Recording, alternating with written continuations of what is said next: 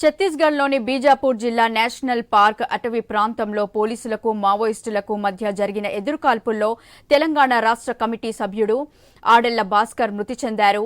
ఘటనా స్థలం వద్ద మృతదేహంతో పాటు AK-47 గన్ను స్వాధీనం చేసుకున్నారు. భాస్కర్ మృతితో అతడి స్వగ్రామమైన ఆదిలాబాద్ జిల్లా బోధ్ మండలం పొచ్చెరలో విషాద ఛాయలు అలుముకున్నాయి. ఈ ఘటనపై భాస్కర్ అన్న రమణ ఆగ్రహం వ్యక్తం చేశారు.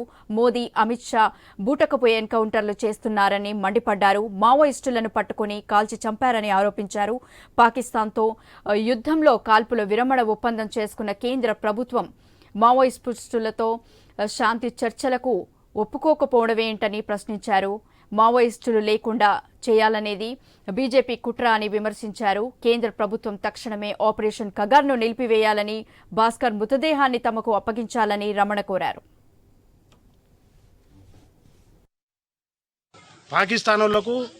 పాకిస్తానోళ్లకు కాల్పుల విరమణ ఇచ్చిండు. నక్సలెట్లు 4 సార్లు మేము చర్చలకు వస్తామని చెప్పంగా కూడా కాల్పులు ఆపకుండా ఈ దొంగ ఎన్కౌంటర్లు చేస్తూ నక్సలెట్ పార్టీని పూర్తిగా అంతం చేయాలని పట్టుబట్టి ఈ దోపిడీ ఎన్కౌంటర్లు ఆపాలని నేను కూడా కోరుతున్నా. అమాయకమైన ప్రజల్ని చంపడం వల్ల రేపు భయభ్రాంతులకు గురి చేసి జనాన్ని అల్లకల్లోలం చేయడానికే ఈ బూటకం ఎన్కౌంటర్లు చేస్తున్నారు.